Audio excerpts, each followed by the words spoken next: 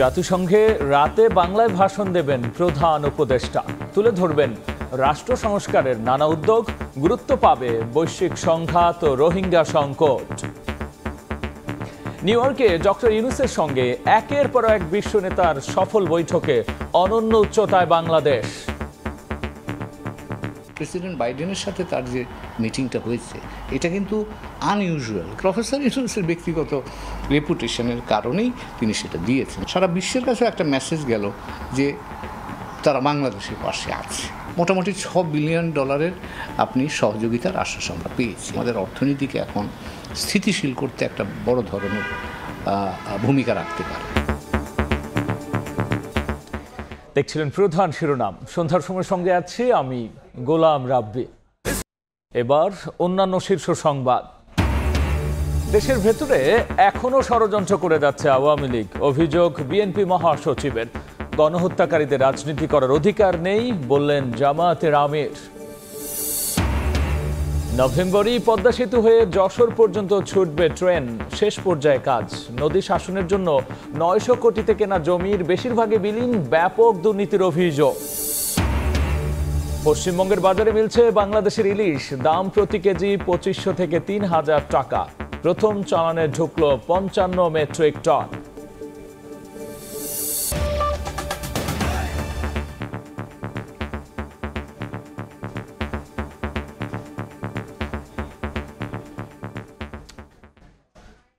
জাতিসংঘ সাধারণ পরিষদের ৭৯তম অধিবেশনে ভাষণ দেবেন অন্তর্বর্তীকালীন সরকারের প্রধান উপদেষ্টা ডক্টর মোহাম্মদ ইউনূস।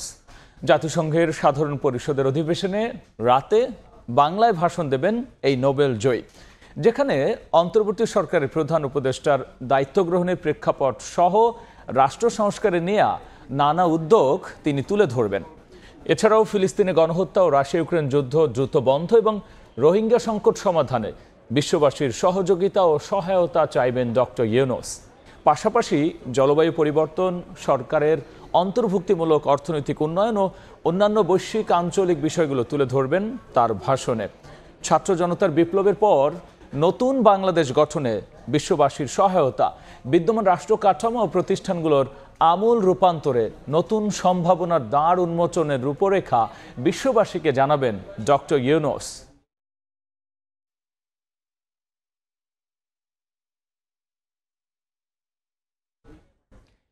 এই মুহূর্তে নিউ ইয়র্কে জাতিসংঘ সদর দপ্তরের সামনে আছেন রিপোর্টার হাসানুজ্জামান সাকিব। আমরা সরাসরি যাচ্ছি তার কাছে। ধন্যবাদ। আমি এখন দাঁড়িয়ে আছি জাতিসংঘ সদর দপ্তরের সামনে। এর আগে জাতিসংঘের সাধারণ পরিষদের বিভিন্ন অধিবেশনে বহুবার ডক্টর মোহাম্মদ ইউনূস এসেছেন, যোগ দিয়েছেন, কিন্তু এইবার তার এই যোগ দেওয়াটি কিন্তু একটি ভিন্ন মাত্রা। কারণ ক্ষমতার পালাবদলের পর সরকার প্রধান হিসেবে তিনি প্রথম জাতিসংঘে আসছেন এবং অন্তর্বর্তীকালীন সরকার ক্ষমতা গ্রহণের পর নানান কারণেই এখন জাতিসংঘে তার এই আগমন এবং জাতিসংঘের এইবারের অধিবেশন বাংলাদেশের জন্য অত্যন্ত গুরুত্বপূর্ণ। যেটি আমরা শুনছিলাম যে সেখানে রাশিয়া এবং ইউক্রেন যুদ্ধ, ইসরায়েল এবং গাজায় যে ইসরায়েল এবং হামাসের যে যুদ্ধ হচ্ছে সেই যুদ্ধের প্রসঙ্গ তিনি তুলে ধরে এই দুটি যুদ্ধ খুবই দ্রুতই বন্ধ করার আহ্বান তিনি জানাবেন। অন্যদিকে বাংলাদেশ বহুদিন ধরে রোহিঙ্গা সংকট নিয়ে খুব সমস্যার মধ্যে আছে। সেই সংকট নিরসনে বিশ্ব নেতৃবৃন্দকে আরও কার্যকর ভূমিকা নেয়ারও তিনি আহ্বান জানাবেন এবং সেই সঙ্গে প্রধান উপদেষ্টা ডক্টর মোহাম্মদ ইউনূস তার বক্তব্যের একটি সিংহভাগ তিনি বিশ্ব দরবারে বিশ্ব নেতৃবৃন্দের সামনে তুলে ধরবেন যে কোন প্রেক্ষাপটে অন্তর্বর্তী সরকার ক্ষমতা গ্রহণ করেছে এবং তিনি প্রধান উপদেষ্টা হিসেবে সরকারের দায়িত্ব পালন করছেন। এই প্রসঙ্গে তিনি বাংলাদেশের তরুণরা, শিক্ষার্থীরা যে বিগত সরকারের পতন ঘটিয়েছে একটি ছাত্র অভ্যুত্থানের মধ্য দিয়ে এবং শিক্ষার্থীদের যে আত্মত্যাগ এবং প্রায় 800-এরও বেশি শিক্ষার্থী এবং জনতা যে এই অভ্যুত্থানে তিনি যে তারা যে নিহত হয়েছেন সেই ঘটনাগুলো বিশ্ব দরবারে ডক্টর মোহাম্মদ ইউনূস তুলে ধরবেন। পাশাপাশি তিনি বলবেন যে তারুণ্য বাংলাদেশের তারুণ্য যে তাকে এবং তার সরকারকে যে বাংলাদেশ পুনর্গঠন এবং বাংলাদেশের সংস্কার কর্মসূচির জন্য যে দায়িত্ব দিয়েছে সেই দায়িত্ব তিনি নিষ্ঠার সঙ্গে পালন করতে চান এবং বাংলাদেশকে সত্যিকার অর্থেই স্বাধীন একটি মত প্রকাশের স্বাধীনতা সহ অর্থনৈতিক উন্নয়ন এবং নানানভাবে একটি অগ্রবর্তী একটি দেশ হিসেবে জাতির কাছে তুলে ধরার একটি প্রচেষ্টা তার বক্তব্যের মধ্যে থাকবে। আমরা এখন আর হয়তো 1-2 ঘন্টার মধ্যেই প্রধান উপদেষ্টা ডক্টর মোহাম্মদ ইউনূস আজকে যে ডিবেট পর্ব বিভিন্ন রাষ্ট্র এবং সরকার প্রধানদের অংশগ্রহণের যে মূল পর্ব অধিবেশনের সেই মূল পর্বে বাংলাদেশের সরকার প্রধান হয়ে যে তার বক্তব্য সেই বক্তব্যটি তিনি দিবেন এবং সেই বক্তব্যের জন্যই আমরা এখন জাতিসংঘের অধিবেশনে অপেক্ষা করছি। এই ছিল আমার কাছে প্রধান উপদেষ্টা ডক্টর মোহাম্মদ ইউনূস এর ভাষণ দেওয়ার আগ পর্যন্ত জাতিসংঘের সর্বশেষ পরিস্থিতি। আপনাকে ধন্যবাদ। হাসানুজ্জামান সাকি, সময় সংবাদ, জাতিসংঘ সদর দপ্তর, নিউ ইয়র্ক। কিছুক্ষণ পর জাতিসংঘে ভাষণ দেবেন প্রধান উপদেষ্টা। আর সে খবরের সবশেষ নিয়ে যুক্ত হয়েছিলেন সহকর্মী হাসানুজ্জামান সাকি। এর আগে বৃহস্পতিবার নিউ ইয়র্কে ইউএস বাংলাদেশ বিজনেস কাউন্সিলের অনুষ্ঠানে যোগ দিয়েছেন প্রধান উপদেষ্টা ডক্টর মোহাম্মদ ইউনূস। সেখানে তিনি বলেছেন, শেখ হাসিনা সরকারের পতনের পর ঘুরে দাঁড়িয়েছে বাংলাদেশ। অর্থ পাচার আর দুর্নীতি রোধ ছাড়াও নিশ্চিত করা হচ্ছে সুশাসন। তাই বাংলাদেশে এখনই বিনিয়োগের উপযুক্ত সময়। একই সঙ্গে প্রবাসী ও মার্কিন ব্যবসায়ীদের বাংলাদেশে বিনিয়োগের আহ্বান জানান ডক্টর ইউনূস। নিউ ইয়র্ক থেকে দেখব হাসানুজ্জামান সাকির রিপোর্ট।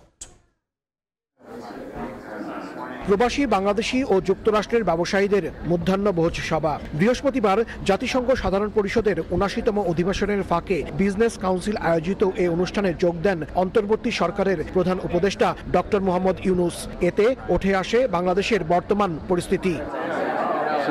প্রবাসী ও বিদেশি ব্যবসায়ীদের উদ্দেশ্যে প্রধান উপদেষ্টা বলেন, শেখ হাসিনা সরকারের ১৫ বছরে দুর্নীতি, অর্থ পাচার ও সুশাসনের অভাবে বাংলাদেশে বিদেশি বিনিয়োগ আশানুরূপ হয়নি। জুলাই-আগস্ট বিপ্লবের পর ২ মাসেরও কম সময়ে বাংলাদেশ সুশাসনে ফিরে এসেছে, ঘুরে দাঁড়িয়েছে। তাই এখনই বিনিয়োগের উপযুক্ত সময়। তিনি ব্যবসায়ীদের বাংলাদেশে বিনিয়োগের আহ্বান জানান। অনুষ্ঠান শেষে তার বক্তব্যের বিস্তারিত তুলে ধরেন প্রধান উপদেষ্টার প্রেস সচিব। বড় বড় কোম্পানিগুলো যদি ইনভেস্ট করতে আসে, সেই একটা ইনভেস্টের পরিবেশ আমরা তৈরি করব। স্যারের মেসেজটা এটা খুবই পাওয়ারফুল মেসেজ ছিল এবং সবাইকে বলেছেন বাংলাদেশকে আসেন, ইনভেস্ট করেন। অনুষ্ঠানে প্রধান উপদেষ্টা আরো বলেন, বাংলাদেশে বিনিয়োগ করলে বিদেশি কিংবা প্রবাসী কাউকে ঘুষ, দুর্নীতি সহ কোনো রকম বাধার সম্মুখীন হতে হবে না। গ্লোবাল যারা ইনভেস্টর, টপ ইনভেস্টরদেরকে স্যারের একটাই মেসেজ যে we are open for business. Bangladesh has returned. আমাদের দেশে আমরা করাপশন ট্যাকেল করব। বাংলাদেশের এফডিআই এর জন্য যতটুকু ভালো লেবার স্ট্যান্ডার্ড রাখা যায় সেই লেবার স্ট্যান্ডার্ড আমরা ইমপ্লিমেন্ট করব। শান্তিতে নোবেলজয়ী এই অর্থনীতিবিদ জানান, বাংলাদেশে মুদ্রাবাজার স্থিতিশীল হচ্ছে। ব্যাংক ও অন্যান্য আর্থিক প্রতিষ্ঠানের জবাবদিহিতা ও পর্যবেক্ষণ জোরদার করা হয়েছে। প্রধান উপদেষ্টা জানান, বাংলাদেশে ১৫ থেকে ২৯ বছর বয়সী জনসংখ্যা প্রায় ৩.৫ কোটি, যা দেশের মোট শ্রমশক্তির ৩৭%। তারুণ্যের এই দক্ষতা এবং উদ্ভাবনী ক্ষমতা কাজে লাগাতে ব্যবসায়ীদের প্রতি আহ্বান জানান ডক্টর মোহাম্মদ ইউনূস। হাসানুজ্জামান সাকি, সময় সংবাদ, জাতিসংঘ সদর দপ্তর, নিউ ইয়র্ক। ডক্টর মোহাম্মদ ইউনূসের জন্যই বিশ্বমঞ্চে বাংলাদেশের ইতিবাচক ইমেজ তৈরি হয়েছে, এমনটাই মত আন্তর্জাতিক সম্পর্ক বিশ্লেষকদের। তাদের মতে বাইডেন ইউনূস বৈঠকে বাংলাদেশ ইস্যুতে যুক্তরাষ্ট্র নিজেদের অকুণ্ঠ সমর্থনের কথা আন্তর্জাতিক সম্প্রদায়ের কাছে স্পষ্ট করেছে, তা দৃষ্টান্ত স্থাপন করেছে। গত কয়েকদিনে জাতিসংঘ সাধারণ পরিষদের ৭৯তম অধিবেশনের সাইডলাইনে আন্তর্জাতিক মুদ্রা তহবিল আইএমএফ, জাতিসংঘের মহাসচিব সহ গুরুত্বপূর্ণ সব সংস্থা আর ব্যক্তিবর্গের সঙ্গে বৈঠক করেন বাংলাদেশের অন্তর্বর্তীকালীন সরকারের প্রধান উপদেষ্টা অধ্যাপক ডক্টর মোহাম্মদ ইউনূস। এ সময় নতুন বাংলাদেশকে প্রয়োজনীয় সংস্কার উদ্যোগে সহায়তার প্রতিশ্রুতি দেন তারা। এছাড়া জো বাইডেনের সঙ্গে বৈঠকে বাংলাদেশের জনগণ ও অন্তর্বর্তী সরকারের প্রতি অকুণ্ঠ সমর্থনের কথা জানান মার্কিন প্রেসিডেন্ট। 26 সেপ্টেম্বর বিশ্বব্যাংকের প্রেসিডেন্টের কাছ থেকে $3.5 বিলিয়ন বা 42,000 কোটি টাকা ঋণ পাওয়ার প্রতিশ্রুতি পান ডক্টর ইউনূস, যা ব্যবহার হবে অর্থনৈতিক সংস্কার, ডিজিটালাইজেশন ও জ্বালানি খাতে। একই দিন জাতিসংঘ মহাসচিব অ্যান্তনিও গুতেরেস বাংলাদেশের অন্তর্বর্তী সরকারের প্রতি পূর্ণ সমর্থন জানিয়ে বাংলাদেশের সংস্কারে সাহায্যের জন্য জাতিসংঘের প্রস্তুত থাকার কথা জানান।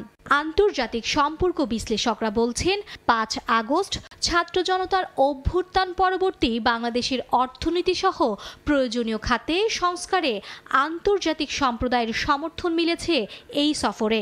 মোটামুটি $6 বিলিয়ন আপনি সহযোগিতার আশ্বাস আমরা পেয়েছি, এবং এই $6 বিলিয়ন কিন্তু আমাদের অর্থনীতিকে এখন স্থিতিশীল করতে একটা বড় ধরনের ভূমিকা রাখতে পারে। জো বাইডেন ও অধ্যাপক ইউনূসের মধ্যকার দ্বিপাক্ষিক বৈঠক বিশ্বমঞ্চে বাংলাদেশের ভাবমূর্তি বৃদ্ধি করেছে বলেও মনে করছেন বিশ্লেষকরা। এটার মধ্যে থেকে শুধু মিটিং হয়েছে তা না, সমর্থন পেয়েছি তা নয়, সারা বিশ্বের কাছে একটা মেসেজ গেল যে তারা বাংলাদেশের পাশে আছে। অন্তর্বর্তী সরকারের প্রধান উপদেষ্টার এবারের সফরে বাংলাদেশ বহুমাত্রিক সফলতা পেয়েছে বলে মত বিশ্লেষকদের। মার্জিয়া মুমু, সময় সংবাদ, ঢাকা। আওয়ামী লীগ দেশের ভেতরে এখনো ষড়যন্ত্র করে যাচ্ছে বলে অভিযোগ করেছেন বিএনপির মহাসচিব মির্জা ফখরুল ইসলাম আলমগীর। আসামা হান্নান শাহর মৃত্যুবার্ষিকী উপলক্ষে গাজীপুরের স্মরণ সভায় বক্তব্যে তিনি বলেছেন, স্থায়ীভাবে তত্ত্বাবধায়ক সরকার চাই বিএনপি। এছাড়াও তারেক রহমানের বিরুদ্ধে সব মামলা প্রত্যাহার করে দ্রুত তাকে দেশে ফেরার সুযোগ দেওয়ার দাবি জানিয়েছেন মির্জা ফখরুল।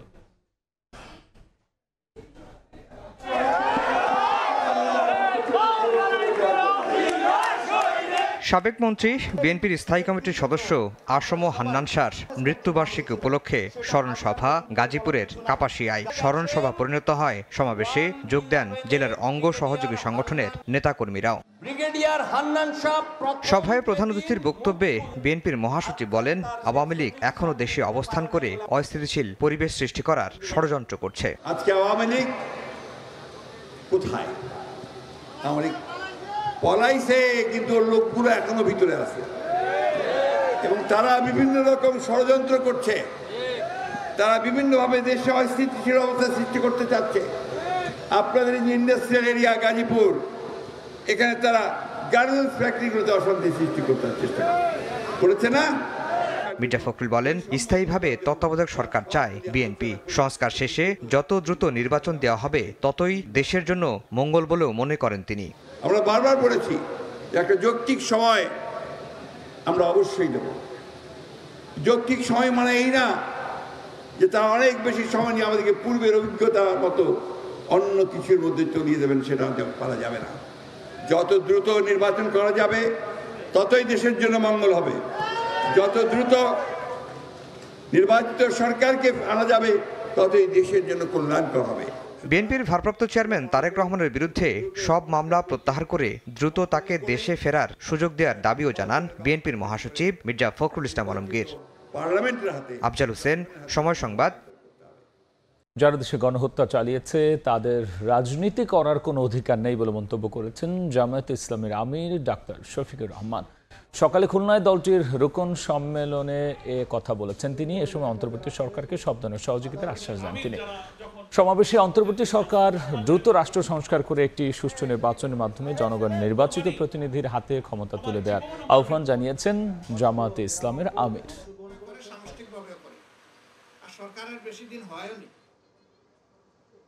একটা দেশে যারা জনগণের উপর গণহত্যা সংগঠন করেছে, গণহত্যাকারীদের জনগণের ময়দানে রাজনীতি করার কোনো অধিকার থাকতে পারে না। রাজনীতি করবে তারা যারা মানুষের কল্যাণে নিবেদিত হবে, দেশ এবং রাষ্ট্রকে, জনগণকে যারা ন্যায়, ইনসাফ, শান্তি এবং সমৃদ্ধি উপহার দেবে। রাজনীতি করার অধিকার কেবল তাদের থাকবে, অন্য কারণ নয়। পদ্মা সেতু রেল সংযোগ প্রকল্পের ভাঙ্গা থেকে যশোর পর্যন্ত অংশের নির্মাণ শেষ পর্যায়ে। প্রকল্প পরিচালক জানিয়েছেন, আগামী নভেম্বর থেকে এই অংশে ট্রেন চালানো সম্ভব হবে। দ্রুত গতিতে এগিয়ে চলছে ভাঙ্গা থেকে যশোর পর্যন্ত অংশের রেলপথের কাজ। পদ্মা সেতু রেল লিঙ্ক প্রকল্পের বাকি থাকা এই কাজ শেষ হতে যাচ্ছে আগামী মাসেই। এরই মধ্যে টেস্ট অ্যান্ড কমিশনিং করে রেল লাইন প্রস্তুত করা হয়েছে। এই অংশের অগ্রগতি এখন 97.60%, আর ভাঙা জংশনের অগ্রগতি 96%। আধুনিক এই জংশনের সঙ্গে যুক্ত হয়েছে যশোরের লাইন।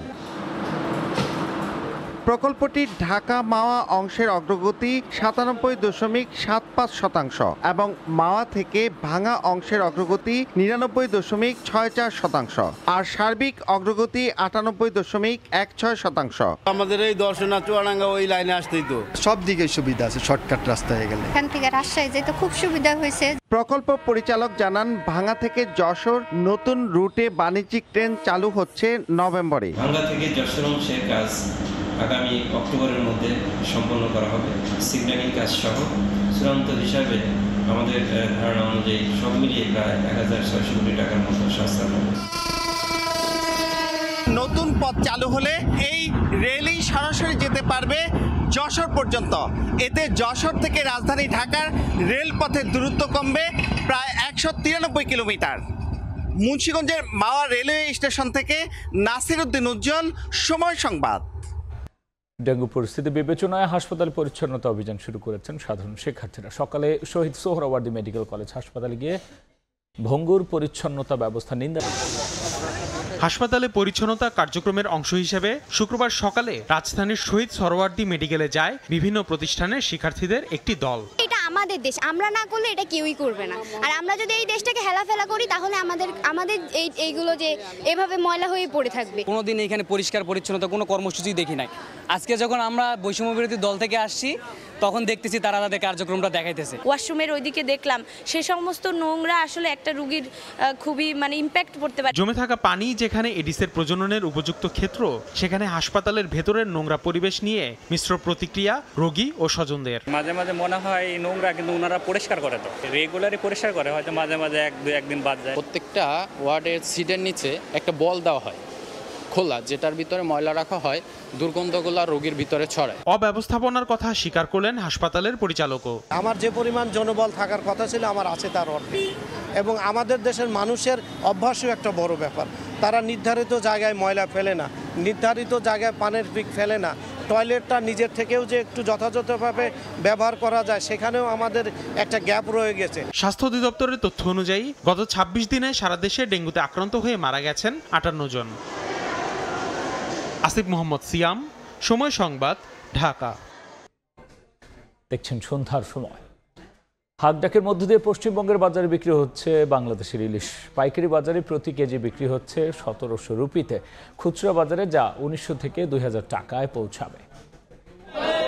শুক্রবার ভোর থেকেই কলকাতার হাওড়া ফিশ মার্কেটে নিলামে বিক্রি হয় বাংলাদেশের রূপালী ইলিশ। বেলা বাড়ার সঙ্গে সঙ্গে খুচরা বাজারের বিক্রেতাদেরও ভিড় বাড়ে। ইলিশ আমদানিকারকরা বলছেন, শুক্রবার পর্যন্ত ভারতের পশ্চিমবঙ্গের হাওড়া বাজারে 55 টন ইলিশ পৌঁছেছে। শনিবার একইভাবে বাংলাদেশ থেকে আসবে আরও ইলিশ। তবে এবার তুলনামূলকভাবে একটু দেরিতে ইলিশ আসায় দাম একটু বেশি বলে জানাচ্ছেন স্থানীয় ব্যবসায়ীরা। তৈলাক্ত মাছ তো টেস্টি, ওই জন্য একটা নিতাম আর কি। আগে যেরকম রেটটা কম ছিল সেরকম সেই হিসাবে টানছে না। একটু দাম কম হলে সবাই নিতে পারবে, এখন সবাই জনগণ খেতে পারবে। দামটা একটু হাই দিকে আছে কারণ মাছের ল্যান্ডিং বাংলাদেশেও খুব কম। ভারতের ফিশ ইম্পোর্টার্স অ্যাসোসিয়েশন 9 সেপ্টেম্বর বাংলাদেশের অন্তর্বর্তীকালীন সরকারের কাছে ইলিশ আমদানির আবেদন জানায়। এরই প্রেক্ষিতে 3000 মেট্রিক টন ইলিশ ভারতে রপ্তানির সিদ্ধান্ত নেয় বাংলাদেশ। আগামী 12 অক্টোবর পর্যন্ত ভারতে আসবে বাংলাদেশের ইলিশ। কূটনৈতিক টানাপোড়েন শেষ মুহূর্তে ভারতের বাজারে এখন বাংলাদেশের এই জিআই পণ্য। সকাল থেকে হাওড়ার এই ফিশ মার্কেটে দর কষাকষির মধ্য দিয়ে 1 কেজি ওজনের ইলিশের দাম উঠেছে সর্বোচ্চ 1700 রুপিতে, আর সর্বনিম্ন 1400 রুপি। এখন দেখার দিন শেষে এই দাম কততে পৌঁছায়। কলকাতার অদূরে হাওড়ার ফিশ মার্কেট থেকে সুব্রত আচার্য, সময় সংবাদ। এ পর্যায়ে শীর্ষ সংবাদ জানিয়ে দিচ্ছে আরও একবার। জাতিসংঘের রাতে বাংলায় ভাষণ দেবেন প্রধান উপদেষ্টা। তুলে ধরবেন রাষ্ট্র সংস্কারের নানা উদ্যোগ। গুরুত্ব পাবে বৈশ্বিক সংঘাত ও রোহিঙ্গা সংকট। দেশের ভেতরে এখনো ষড়যন্ত্র করে যাচ্ছে আওয়ামী লীগ, অভিযোগ বিএনপি মহাসচিবের। গণহত্যাকারীদের রাজনীতি করার অধিকার নেই বললেন জামায়াতের আমির। এবং পশ্চিমবঙ্গের বাজারে মিলছে বাংলাদেশের ইলিশ, দাম প্রতি কেজি 2500 থেকে 3000 টাকা। প্রথম চালানে ঢুকলো 55 মেট্রিক টন।